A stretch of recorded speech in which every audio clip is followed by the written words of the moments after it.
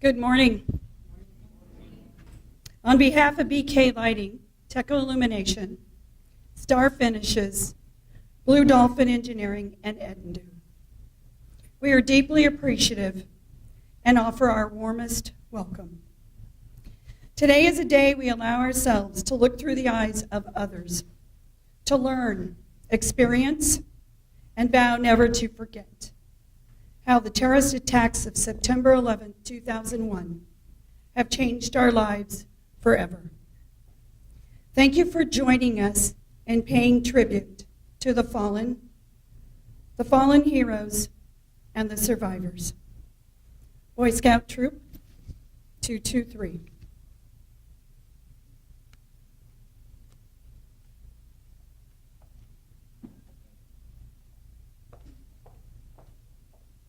Audience, please rise for the presentation of the colors.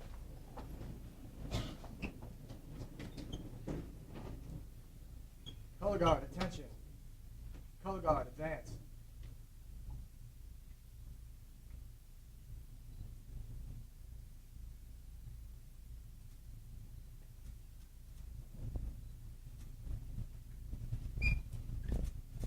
Color guard, prepare to post the colors. Color guard, post the colors. Please join me in the Pledge of Allegiance. I pledge allegiance to the flag of the United States of America and to the republic for which it stands, one nation, under God, indivisible, with liberty and justice for all. 2. Color guard, reform.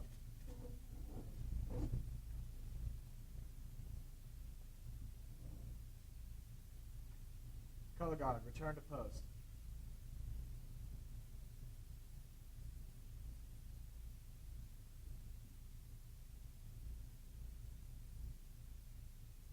Color guard, at ease. Audience, at ease.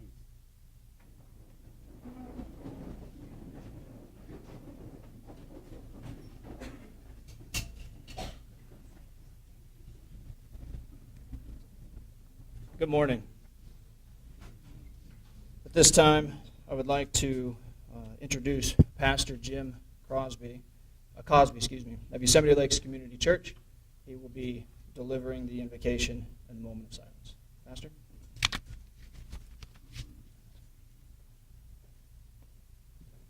Thank you so much, BK Lighting and all the others that have asked me to be a part of this process.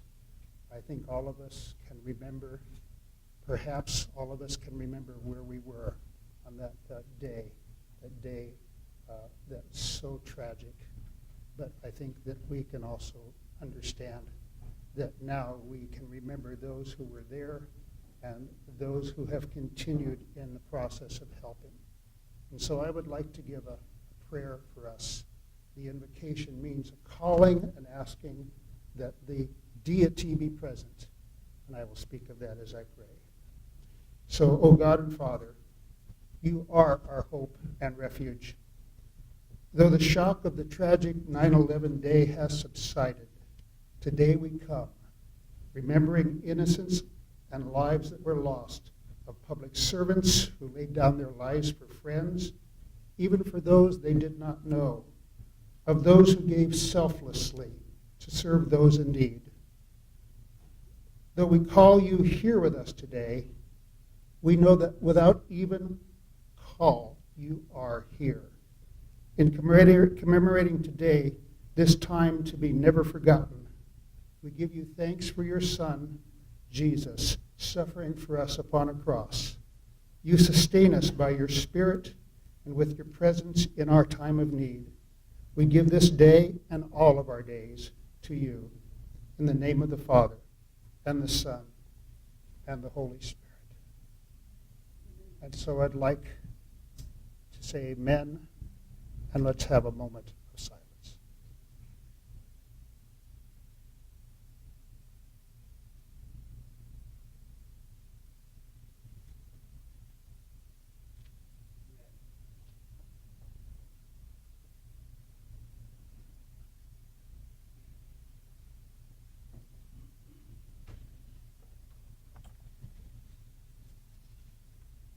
This time, it's my pleasure to introduce to you Amy Berna. Amy is a local, award-winning Christian music recording artist who will be singing our national anthem. She lives right here in Madera Ranchos and is the sister-in-law of our own Pebbles Berna. Please welcome Amy.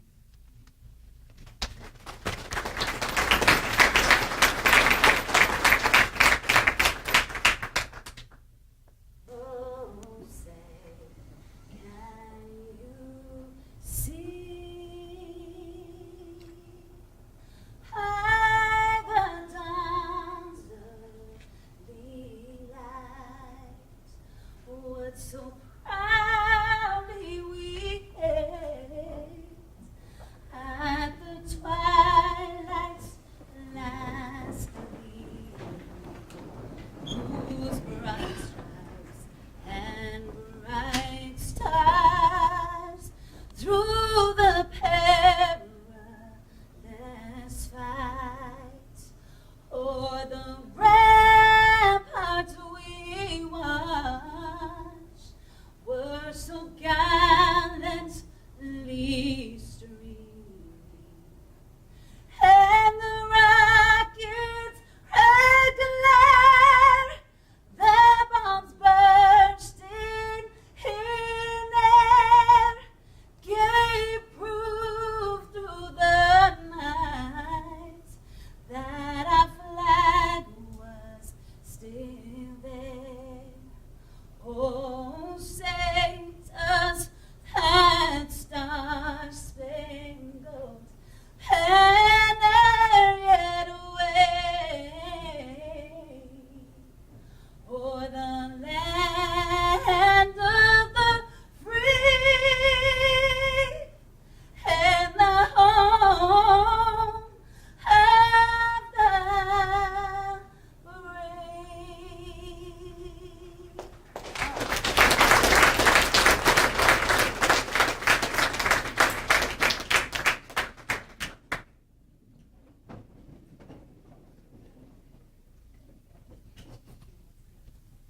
Thank you, Amy.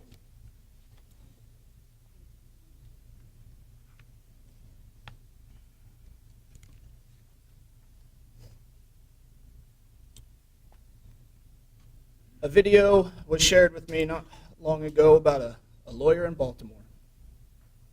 And although I'm not going to play that video itself, I'd like to share a bit of its story here with you today, as I believe you'll find it as compelling as I did. There was a lawyer. His name was Francis Scott Key. He penned that song that I'm sure you're aware of. You've seen it. It's in most hymnals throughout our churches.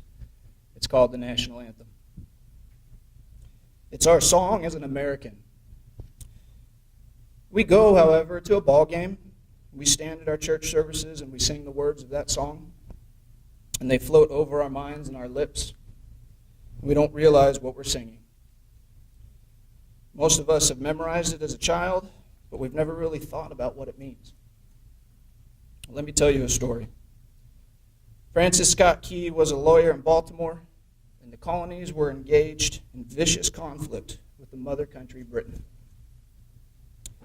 Because of this conflict and the protractedness of it, they had accumulated prisoners on both sides.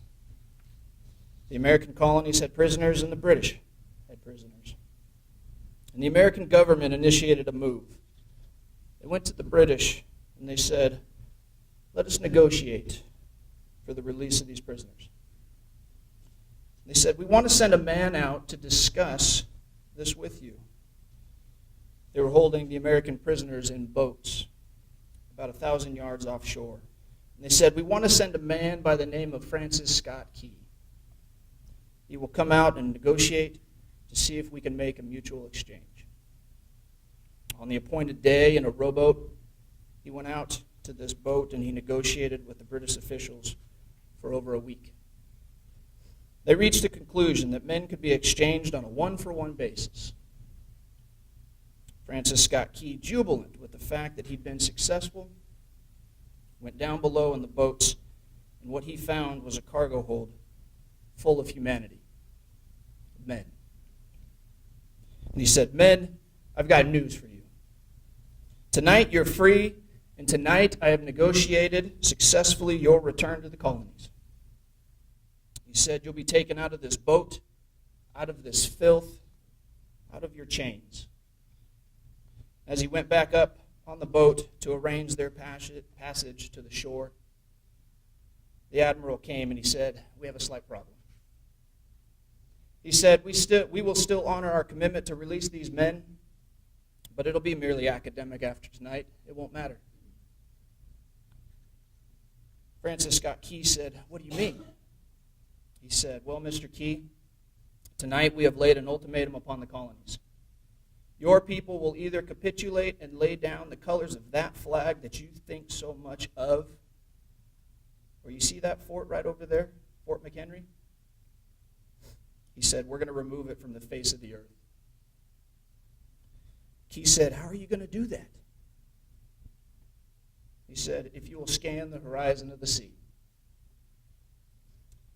And as he looked, he could see dozens of little dots. And he said, that's the entire British war fleet. He said, all of the gunpowder, all of the armaments is being called upon to demolish that fort. It will be here within striking distance in a matter of about 2.5 hours. He said, the war is over and these men would be free anyway. Keyes said, you can't shell that fort. It's full of women and children. He said, it's predominantly not a military fort. He said, don't worry about it. We've left them a way out. Keyes said, what's that? He said, do you see that flag way up on the rampart? He said, we've told them that if they will lower that flag, the shelling will stop immediately, and we'll know that they've surrendered and you will now be under British rule. Francis Scott Key went down below and told the men what was about to happen. And the men said, how many ships? He said, dozens. And as the ships got closer, Francis Scott Key went back up on top and he said, men, I'll shout down to you what's going on as we watch. As twilight began to fall, and as the haze hung over the ocean as it does at sunset, suddenly the British war fleet unleashed. He said the sound was deafening. There were so many guns that there was no relief. He said it was absolutely impossible to talk or hear. He said suddenly the sky, although it was dark, was suddenly lit. And all he could hear from down below was the prisoners saying, tell us where the flag is. What have they done with the flag? Is the flag still flying over the rampart? Tell us. 1 hour, 2 hours, 3 hours into the shelling, every time the bomb would explode and it would be close to the flag, they could see the flag in the illuminated red glare of that bomb. Francis Scott Key would report down to the men below, it's still up. It's not down. The admiral came and he said, your people are insane. He said, what's the matter with them? Don't they understand this is an impossible situation? Francis Scott Key said he remembered what George Washington said. Excuse me. He said the one thing that sets the American Christian apart from all other people in the world is he will die on his feet before he'll live on his knees.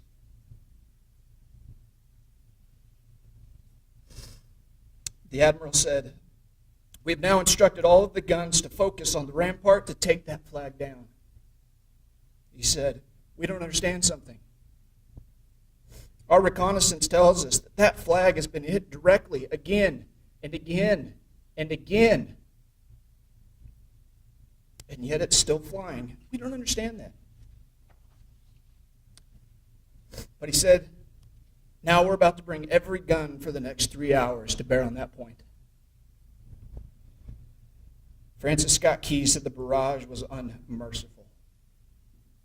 And all he could hear was the men down below praying, God, keep that flag flying where we last saw it. Sunrise came. He said there was a heavy mist hanging over the land, but the rampart was tall enough to see. There stood the flag, completely nondescript in shreds. The flagpole itself was at a crazy angle, but the flag was still at the top. Francis Scott Key went on shore and immediately went into Fort McHenry to see what had happened. And what he found had happened was that the flag had suffered repetitious, direct hits, and it had fallen. But men, fathers, who knew what it meant for that flag to be on the ground, although knowing that all of the British guns were trained on it, had walked over and held it up humanly. Until they died, their bodies were removed and others took their place. Francis Scott Key said what held that flagpole in place at that unusual angle were patriots' bodies.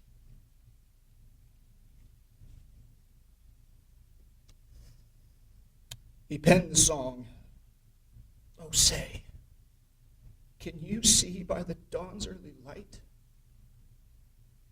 what so proudly we hailed at the twilight's last gleaming? Oh, the rocket's red glare, the bombs bursting in air, gave proof through the night that the flag was still there. Oh, say, does that star-spangled banner yet wave? Oh, the land of the free and the home of the brave." The debt was demanded, and the price, it was paid.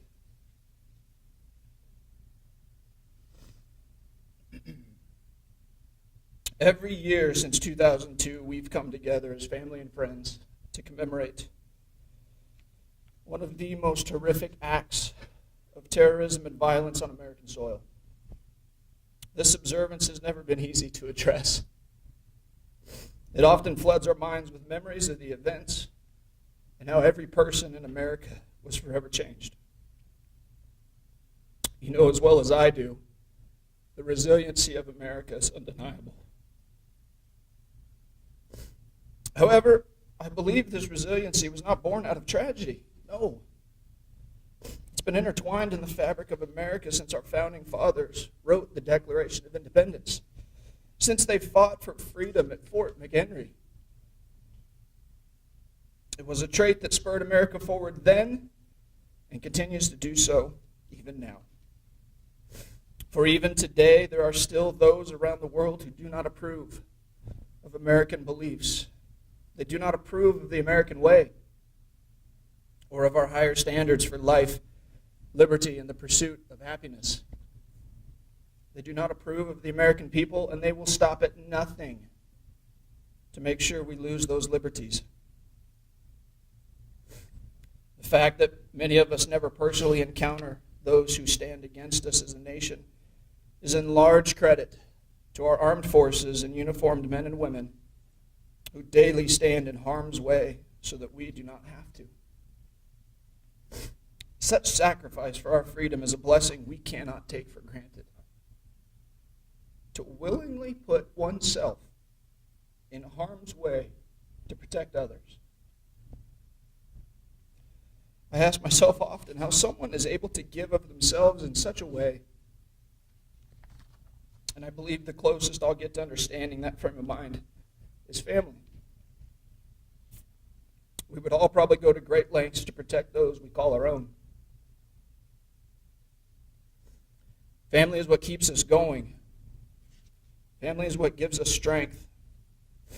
And it's this family bond that outwardly connects members of the military and uniformed personnel together. A band of brothers, as you may have heard the term. They do not do it for accolades or the praises of those around them.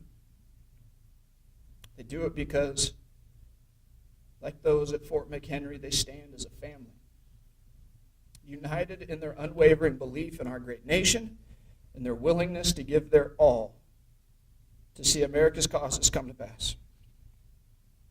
It is a sacrifice that we as a BK family are forever grateful for, as we join in with the many who have gone before us to stand united and say, may our flag forever wave over the land of the free,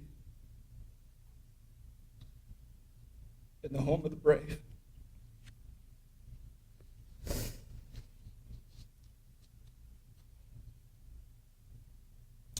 And with that, I'd like to present the challenge coin.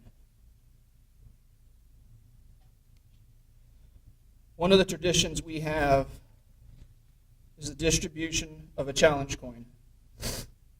We've chosen this tradition as a way to honor the active military and veterans of the armed services. The challenge coin has a decades-long history within the armed forces and is traditionally used as either an affiliation with a group or for recognition. And almost 10 years ago, we commissioned our own challenge coin in recognition of the efforts of our armed forces that have served this country and stand side by side with us in this valley. Here is the challenge coin.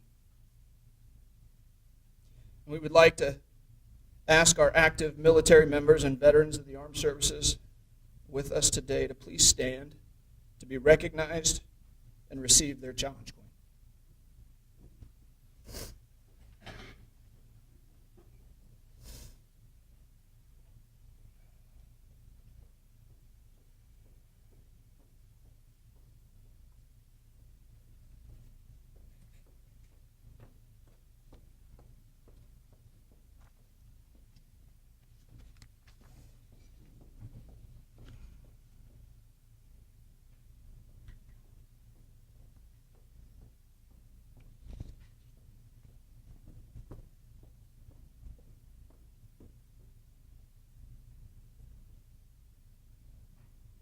Thank you to all who have served.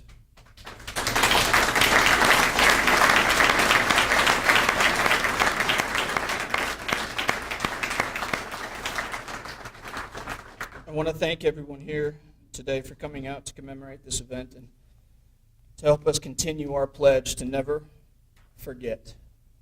May God bless you, your family, and the United States of America.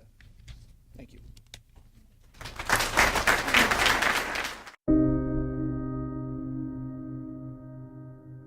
Joining us this morning, here for a horrific surprise.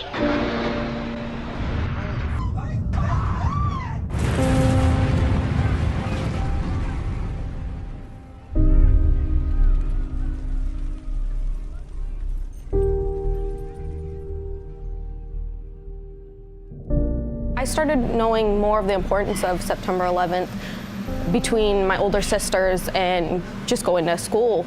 We would talk about it and the horrible terrorist attack that happened that day. As you rewatch it, it still impacts you the same today as it did that day, if not more, now that I fully understand what it was. Oh my God, Janelle McMillan was the last survivor found alive under the rubble 27 hours after 9/11. She was at work in the North Tower when they heard a crash, and so they didn't know what was going on, so they barricaded themselves in the office. Being the person that I was, and I realized when I find out that a plane, it could be a possible terrorist attack, that's when my life just flashed right before me, and I think about the life that I was living before. Finally, at the 13th, she had to stop to take off her heels. At that moment, the tower completely collapsed and she was buried alive.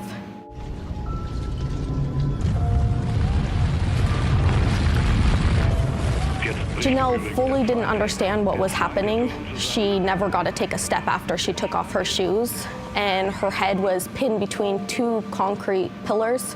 Her legs were trapped under the stairs. Her left hand was the only hand she had free because her right was pinned under her legs. So she just waved her left hand in the air. She could feel fire below her feet, and she was standing on, later they would find out would be a dead firefighter.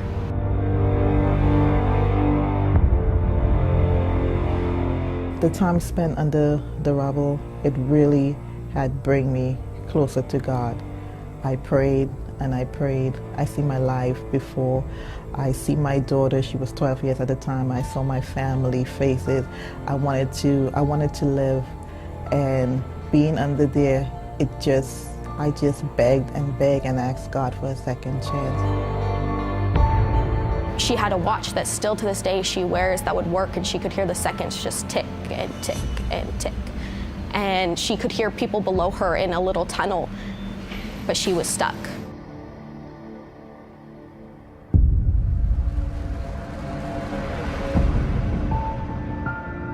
After 27 hours, her left hand was free, and a service dog did smell her out, and she finally was rescued. My hand stood out there, and someone grabbed my hand and held onto my hand and said, call me by my name, said, Janelle, I got you. My name is Paul. And I held onto his hand so tight, and I just said to myself, I said, thank God. And I felt that total calmness and relief in my body, and I kept holding on to Paul's hand. After a couple minutes, I could hear the rescuer coming by, removing the debris and stuff and cutting away stuff, until finally someone grabbed me the back of my shoulder where my head was, and then Paul let go of my hand, and my head yanked out backwards, and I tried to open my eyes to see him, but it was just like a shadow, and I was just saying to myself, thank God, thank God.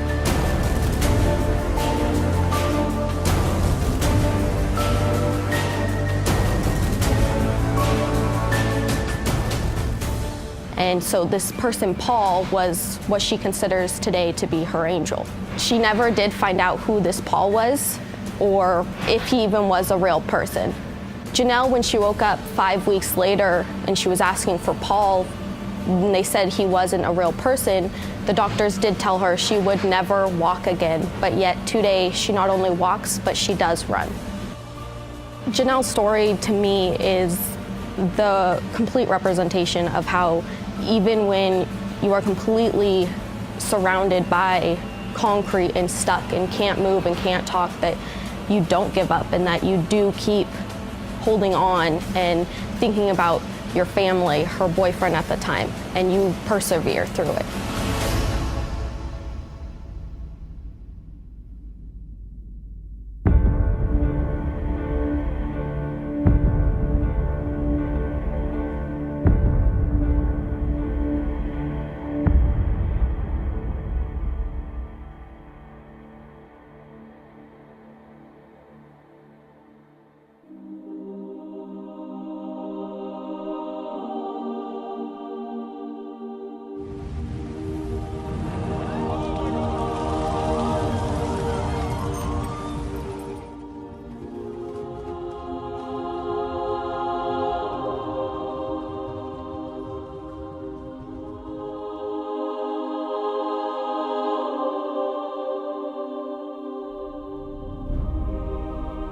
When 9/11 happened, I was in my teens. I remember clearly where I was at, and when it happened in the morning. I was in my English class at high school, and right away just started hearing whispers going around me of what had happened. And then my teacher decided to put it on the TV in the classroom.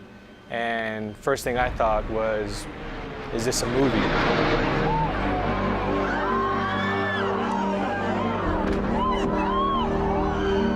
Officer David Lim and his partner, Cirrus, were going through their usual tasks in the morning.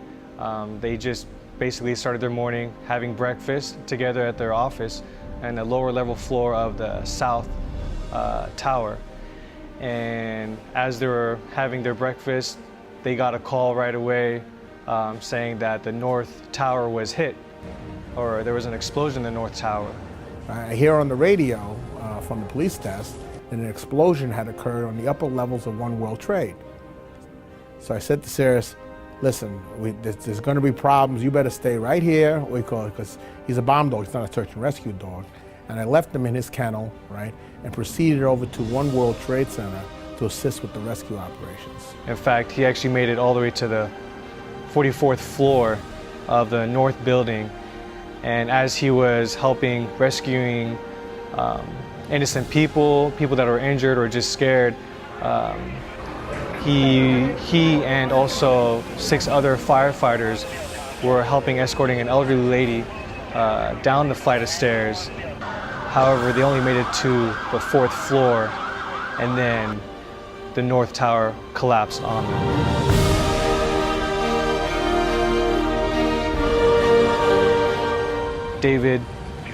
Officer David Lim thought that he was gonna die, but never gave up and continued fighting. Him and his team that were underneath all of this rubble, and they made it out after 5 hours. The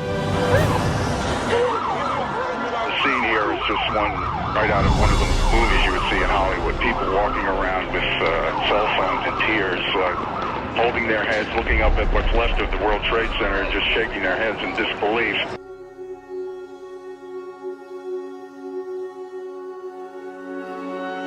While Officer Lim was on the 44th floor escorting innocent people down the stairway, that's exactly when the South Tower was hit.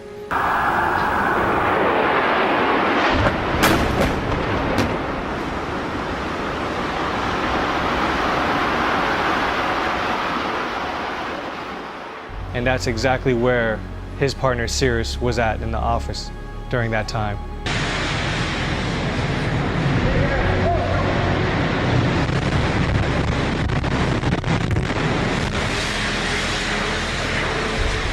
And I could only imagine that Officer Lim had to know that his own partner that he was supposed to protect and save during anything was now trapped in there all alone.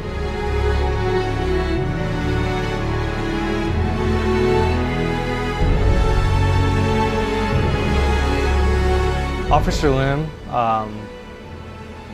found out that his own partner did not make it when they found the remains of his partner, Cyrus.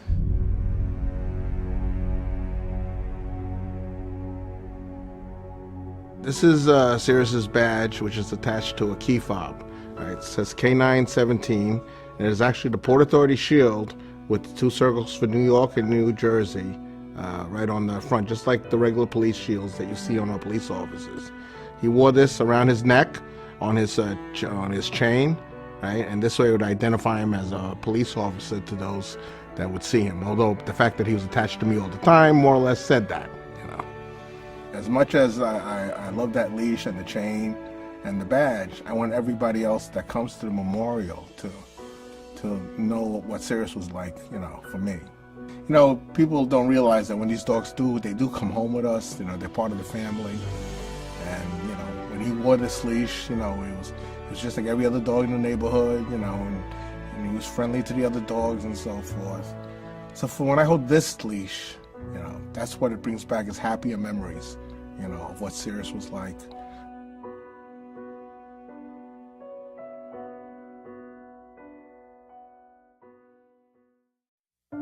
After 9/11, we here at BK Lighting decided to never forget what had happened, those who had survived, those who had fallen, as well as those who have served in our military. Let's go! So after meeting Justin Bond with Our Hero's Dreams, we learned of him receiving a service dog. So our attention fell on service dog for veterans. And we came across Doc's Dogs for Vets, and they were in our backyard in Raymond, California.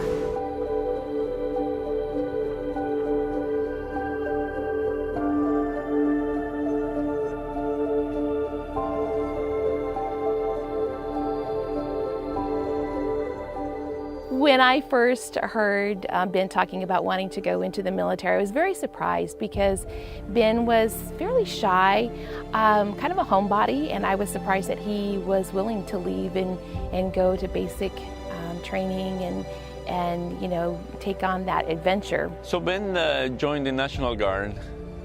He didn't know what he was going to do when,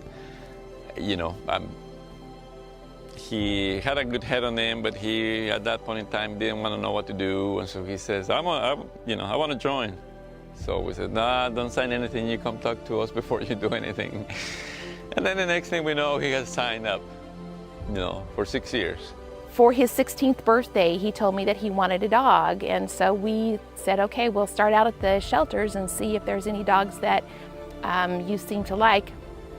And the first shelter we went to, he saw the 2 girls that became his dogs. And, I wasn't trying to push that on him. If he wanted a pure breed, I was happy to get him a pure breed, but he absolutely fell in love with these 2 shelter dogs. Yeah, so in 2012, he was attached to the 1072nd unit out of Fresno. I remember coming down when he left, and we made an effort to come because you never know what's going to happen. And so he went to Afghanistan, and he was in one of the bases out there. He was their medic. Because he was a medic that was part of a military police unit, but they were attached to a transportation company. And to be real honest, I guess I wasn't that worried. I felt like as part of a military unit and a medic, he would be protected, and you don't want to think that something bad's going to happen, and that's not a place I wanted to go. And so I didn't really worry about him too much.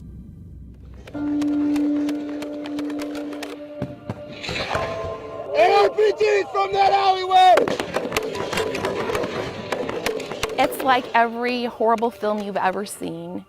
I've seen films from World War II where the 2 military personnel drive up to the door and tell the mom that that she has lost her son. And at the time, Salvador was working a job in Arizona, and about 9:30, 9:45, I get this knock on the door, and honestly, it was so late, I wasn't planning to open the door, but I saw the military uniforms, and I thought, oh, a couple of Ben's friends have stopped by, and I'll just chat with them for a minute. And of course, as soon as I opened the door, saw the Bible in the hand of the chaplain, which, just your heart just drops. You know that this is not good. So that was obviously the hardest day of my life.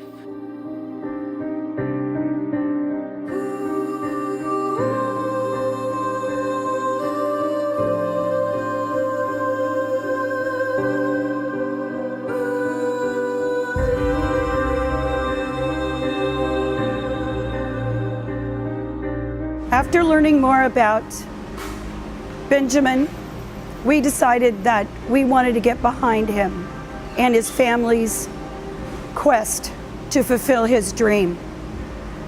And it was with great pleasure and great honor to be able to reach out and to provide donations and support to Dogs for Veterans and Benjamin and the Playtez family. Getting this nonprofit started really was a process. When we learned about Ben, one of the things that was really important to me was to connect with his friends, because his friends carry such an important part of his memory. And I didn't know that until we lost Ben. I didn't realize how important it was to know that people were carrying his memory, and they had different memories of him than what we had. So we invited his friends from the 184 in Modesto and just other school friends to meet with us, and so we could explain what had happened. And we thought there would be a dozen or so fellas that would come. And we met at a restaurant, brewery there in Turlock, and we ended up with about 50 people. And they began to share their memories of Ben and talk about Ben, and this idea of the dogs was part of that conversation. The vision is to have a kennel here on this location of kennel where we can bring dogs from shelters where we can have a training facility for the advanced training, to have possibly a couple of cabins or housing for the veterans to stay in while they come and do their training with the dog. It usually takes 2 to 3 weeks to train the veteran how to work with the dogs. As we started working with people who are in the business of training service dogs, and hearing their stories of how the dogs are able to help the veterans relax, oftentimes bring them out of a PTSD episode. Over time, most of them are able to come off a lot of their medications. And then for veterans who have had trouble leaving their homes and going out in public, the dog then helps them to be able to integrate back into society in the public, and go back to having a job or at least living a fairly normal life. That's the time between the dogs and Ben. Ben wanted to do something with dogs. This is our version of what he wanted to do.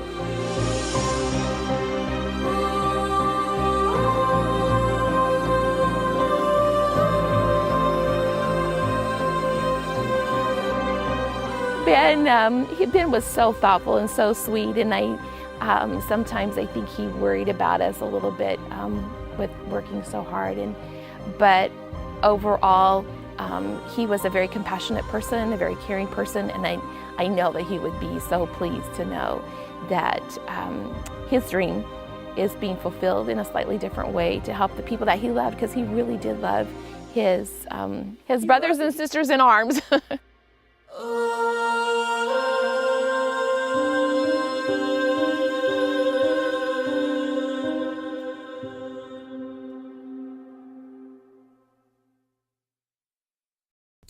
Very powerful stuff.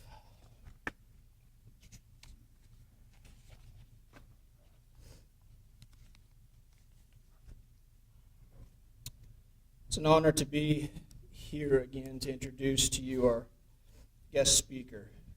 Navy veteran John J.C. Cook graduated from high school in 2001. After the attacks took place, he prepared and enlisted in the Navy in January of 2003, where he served for 8 years active duty as an aviation structural mechanic. Many missions and seemingly dozens of locations around the world, JC found himself back home at the Lemoore Naval Air Station. While working one day, he broke his right leg. A routine surgery turned into 9 surgeries before the military amputated his leg due to a MRSA infection. Navy veteran John Cook has an amazing story, and I ask you to join me in welcoming him up here at this time.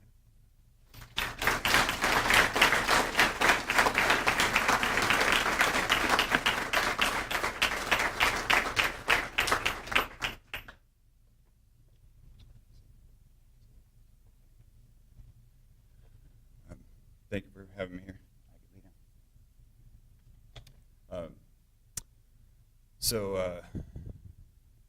After I lost my leg and my career, I was planning on serving 20, and it was cut short. I went into a downward spiral. During my 9 surgeries, I gained 90 pounds. I got addicted to the Oxycontin, the Percocet, all the narcotics that I was being given, and I felt justified in it at first, and then started abusing them. Got into harder drugs eventually, and got arrested. I had multiple psych ward visits. I didn't want to live anymore. I didn't want to live every day just how I was feeling. I was a shell of a person. I didn't leave my house. Didn't want to go anywhere. Just kind of wanted to be left alone. I met a group of veterans with an organization called Our Heroes' Dreams, which is Justin Bond that you saw previously on the video. And I felt that brotherhood again. I felt that camaraderie. It felt like somebody had my back again, and with their help, I was able to dig myself out of this deep hole that I'd gotten into. At the same time, they helped me discover Ivy here, who's a 4-year-old golden retriever. I got her from an organization called Assistant Service Dog Education Center down in Woodlake, California. I got her, and before that, I didn't know that I was eligible for a service dog. I was still under the impression that service dogs were for blind, for seizures, things like that. So I talked to a couple veterans who Justin being one of them, who had a service dog, and he explained that while you don't need a service dog, your quality of life can be much better with a service dog. And he started explaining to me a lot of the things that Boomer, his dog, does for him. And so I gave it a try. I've always been a dog person. Cats are a different story, but we won't go into that. So I started talking to this organization and finding out that I could really benefit from a service dog. There's a lot of things that Ivy does for me. She can pick things up for me, especially when I'm on my crutches or in my wheelchair. Get a lot of problems with the prosthetic, so there's days I can't wear it, and sometimes weeks. So she can open and close doors, turn on and off lights. She balances me. It's one of the big things when I'm trying to go to stand back up. She braces me. But most of all, emotionally, she does wonders. There's been so many days where I've just had one of those days, just kind of had some old feelings come up, and just kind of not a great day. And dogs are amazing. They can sense that. She lets me know that I'm having a bad day, and just by being herself, and she can change all that. There's been a lot of days where I'll go from not wanting to be bothered at all, and then she comes over and nudges me, or just gives me one of them silly little looks, or and it can turn my emotions around. It really can. Also, now that I started volunteering with Our Heroes Dreams, because I realized that everybody needs a mission in life, needs a purpose in life. For many, it's their jobs. For many, it's your families. We all need something to look forward to and to believe in. If we're not looking into the future, it can turn bad real quick. And there's still days where I don't want to get up and get out of bed. My legs hurt and whatever. There's times where I can't wear it for a couple weeks at a time, and I just kind of get into a depression. And every day, she gives me a purpose. I have more of a routine with her, and she just really has been a blessing, really has. And I spoke once before for the Playtez family. I think what they're doing is amazing. Ivy's helped me so much that anything we can do to help them get their dogs trained up and out to other veterans, we're more than willing to help. So there's some great dogs. I've seen these dogs get trained up now. I see them at an event, and I see them a couple months later, and they're amazing. They're amazing.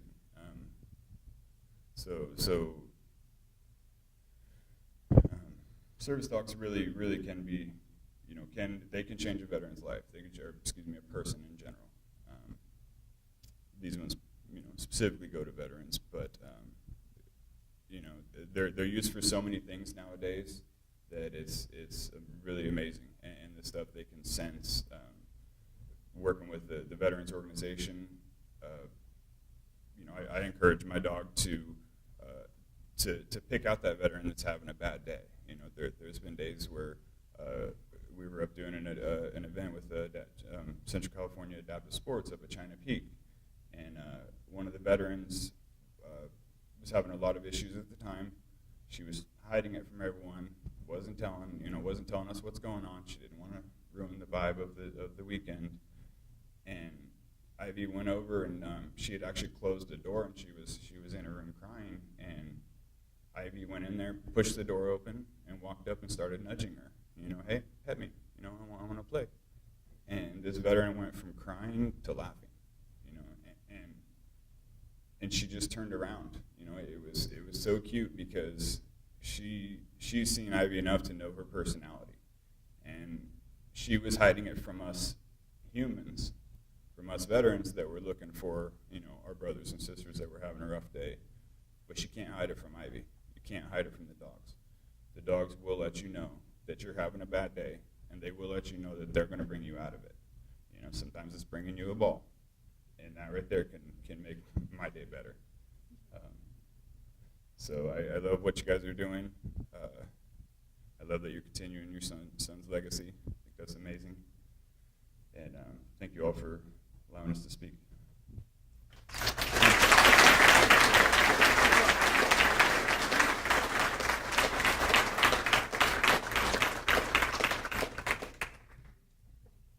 John, I really hate to inconvenience you. Can you come up for one more minute?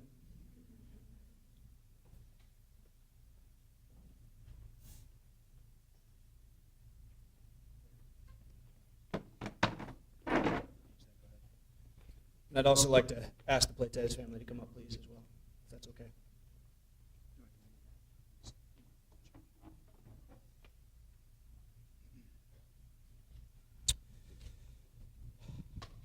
I can only maybe speak to the emotional side of a dog. I'm kind of the same way with dogs and cats, same feelings.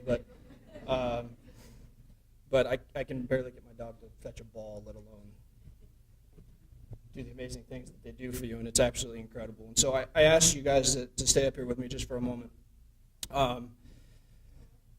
As the president of BK Lighting and TEKA Illumination, it's an honor to stand up here to be able to present a check to Our Heroes' Dreams in the amount of $5,000. We're extremely grateful to the warriors, their families, and the sacrifices that you guys have paid to defend our nation's values and beliefs.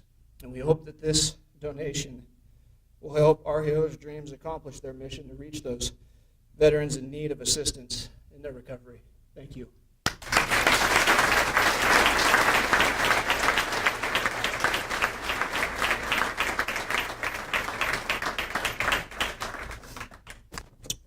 Also, we know the purpose of Dogs for Vets is to rescue trainable dogs who will in turn rescue a vet.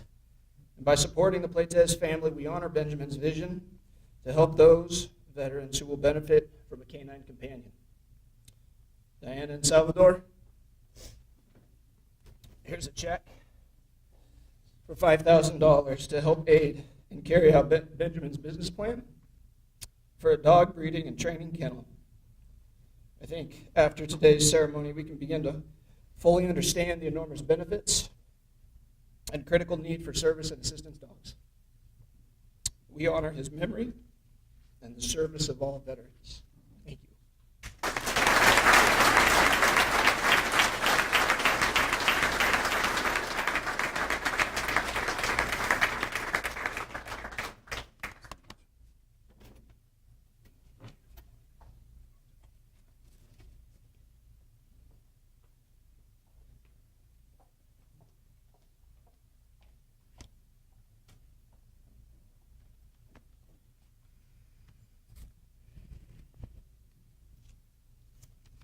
I ask you to perform one last ceremonial tradition to help illustrate the magnitude of this attack. Attached to your program is the name, city, and state representing one of the 2,996 victims who perished on September 11, 2001. Make your way to the map in the back of the room. Place your victim's name on the city and state that he or she called home. I urge you to honor the name of your victim today by wearing your 9/11 pin. And may you adopt our pledge, we will never forget. Boy Scout Troop 223.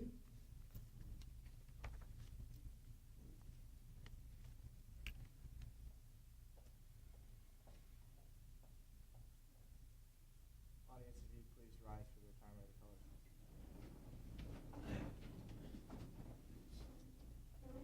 Color guard, attention. Color guard, advance.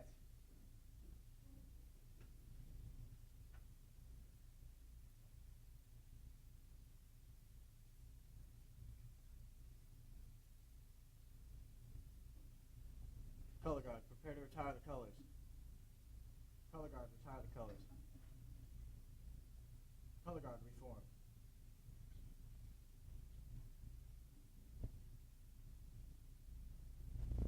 Color guard, return to post.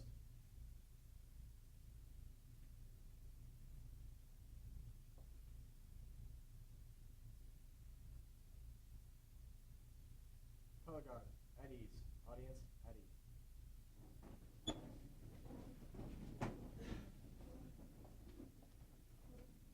Thank you all for coming. That concludes our ceremony.